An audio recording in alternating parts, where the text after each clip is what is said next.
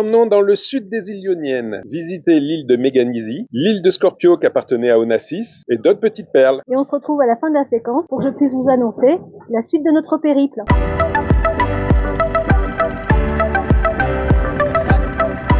La côte nord de l'île de Méganisi est extrêmement découpée. On aimerait bien montrer ça avec le drone.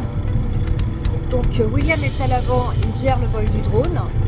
Et moi je suis aux commandes. Je maintiens le stand-by au large.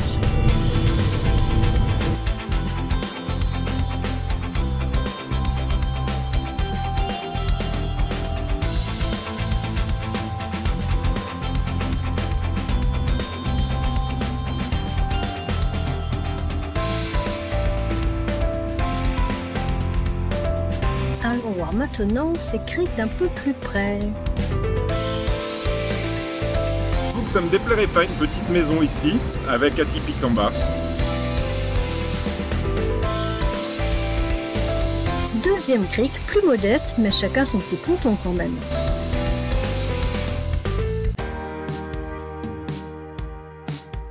Troisième crique, troisième ambiance.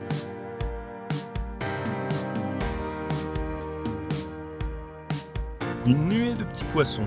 Et il en fallait pas plus pour que William mette la tête sous l'eau.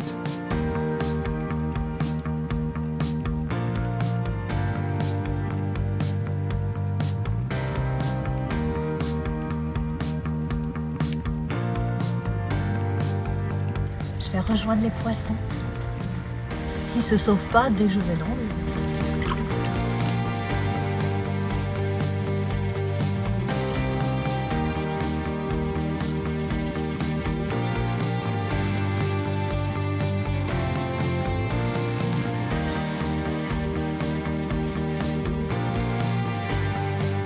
On a fait notre premier amarrage à la mode locale, c'est-à-dire en épi. En clair, on a acheté l'ancre, on a reculé, on s'est attaché à deux arbres, on a essayé de tendre le tout. C'est bien, c'est fait, c'est sportif, mais bon, allez. Et qui c'est qui va à l'eau pour faire les nœuds de chaise et tendre les voûtes? C'est Bibi. Bah, tu préfères tirer sur les bouts? C'est ce que j'ai fait là-bas. Hein. Non mais ici. Hein? Tu préfères tirer sur les bouts? Oui, mais c'est toujours moi qui vais à l'eau. Oui. Ah, moi j'ai eu chaud.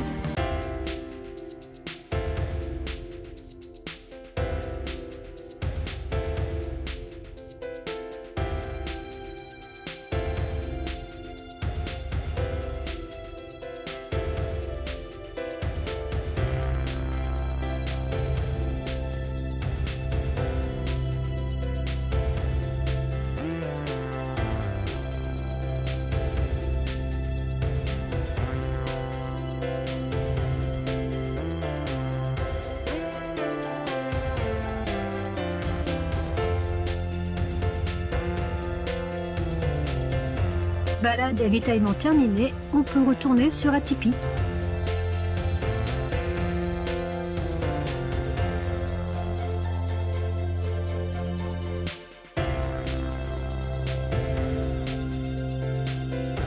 La largeur maximale de Méganisi est de 6 km au nord et l'île se termine en étroite virgule.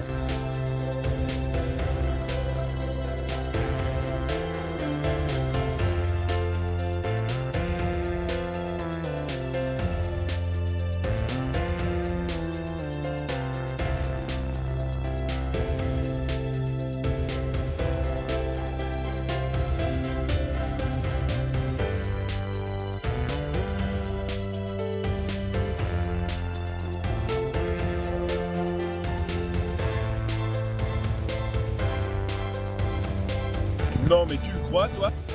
On ne peut pas mouiller ici, ça bouge un petit peu. En cas de mauvais temps, cette grotte servait autrefois de refuge aux grands navires de transport car elle pouvait les accueillir même avec leurs mâts. Elle est la deuxième plus grande de Grèce. D'ailleurs, les archéologues pensent qu'elle était le refuge du sous-marin Papa Nicolis pendant la Seconde Guerre mondiale. Le submersible se serait caché à l'intérieur pour échapper à l'armada italienne. La grotte est aujourd'hui partiellement inondée par la mer. Alors, pour ma part, il me semble maintenant peu probable qu'elle puisse accueillir à nouveau une embarcation. En fait, ça fait un coup d'un côté de l'entrée et il y a des rochers à fleur d'eau.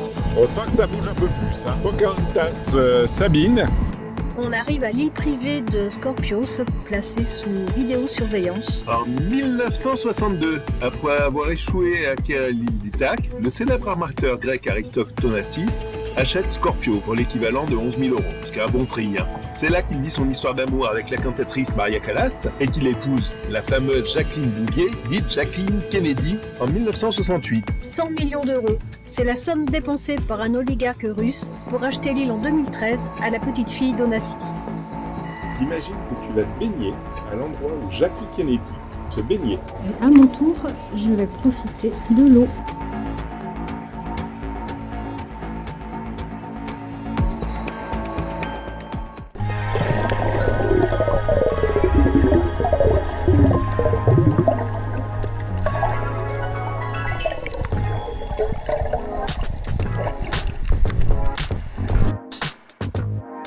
On nous a parlé de 2 îles dans le sud qu'on avait négligées et du coup, on redescend.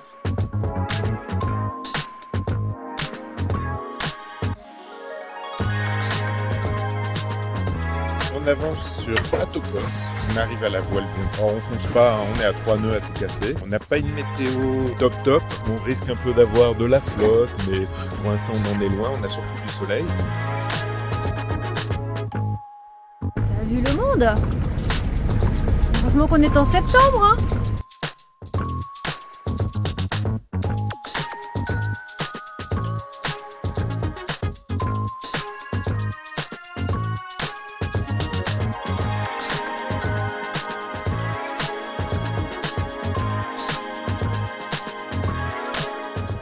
Castos, c'est une toute petite île de 7 km de long et 800 mètres de large. Je dis bien 800 mètres de large. C'est vraiment pas beaucoup, hein. Et le point culminant est de seulement 142 mètres. Il n'y a qu'un seul village à Castos, et il s'appelle bien sûr Castos, avec moins de 80 habitants, une église, une école et quelques chèvres.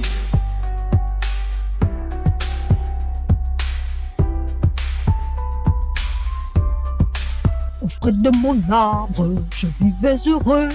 J'aurais jamais dû le quitter des yeux.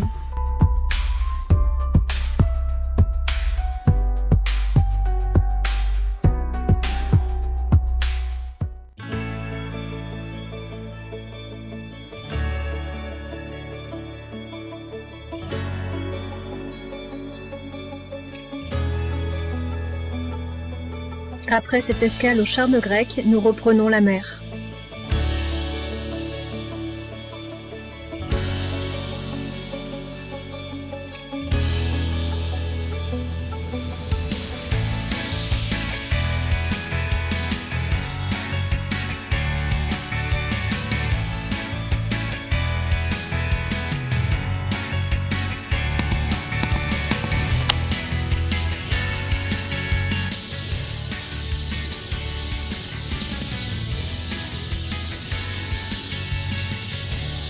Quiétude du soir et sérénité du matin.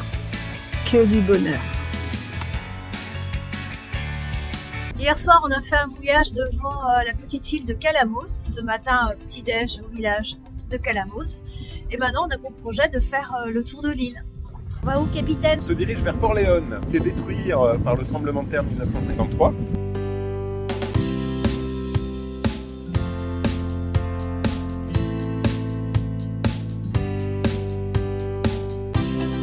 Voilà tout ce qui reste de Port-Léon. Monsieur est bien installé?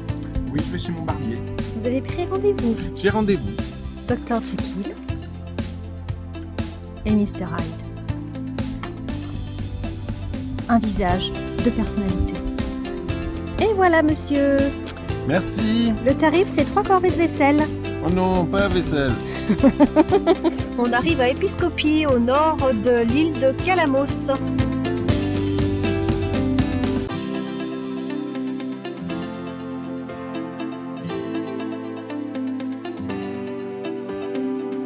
Cap sur Woods Bay, notre endroit préféré sur Calamos.